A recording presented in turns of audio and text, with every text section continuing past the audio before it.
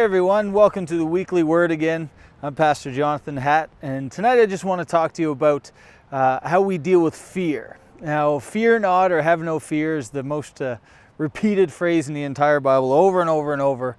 But how do we do that? And David gives us a little glimpse into that in his life. In Psalm 46, 1-3, he writes, "God is our refuge and strength, an ever-present help in trouble. Therefore we will not fear, though the earth give way and the mountains fall into the heart of the sea, though its waters roar and foam and the mountains quake with their surging." Now David was no stranger to struggle and to issues and to fear.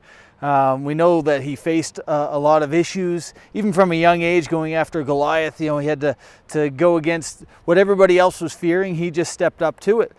Excuse me. And then as he got a little bit older, Saul was chasing him down, and eventually he becomes the king.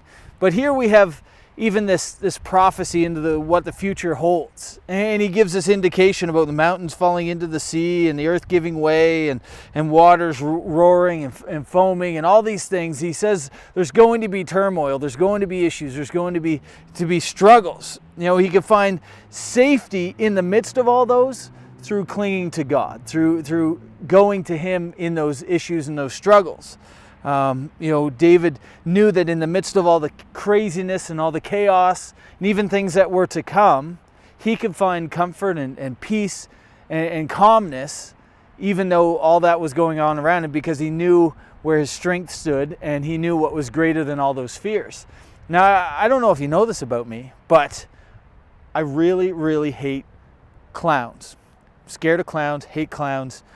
I don't know, there's some whatever a phobia called about being scared of clowns. I just can't stand them. And back in 2014, there was this weird phenomenon, the clown apocalypse of 2014, and people all over the world were dressing up in clown costumes and scaring people, and it was like the most frightening thing ever. And I remember hearing reports that there were some clowns walking around St. George, and I remember going to work and being petrified that one was going to jump out and I was going to run one over or get beat up by one or beat one up and end up in jail, and it was horrible. And I remember for like a week straight, I literally was driving around in fear that one of them was going to jump out and scare me or something. And we all face fears.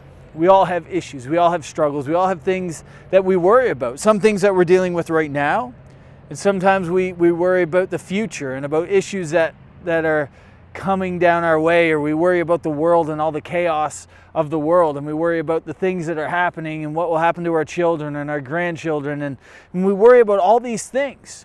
And it's, some of them are legitimate. Some of those fears are, right there and tangible in front of our faces, and they need our concern. However, they don't need our fear.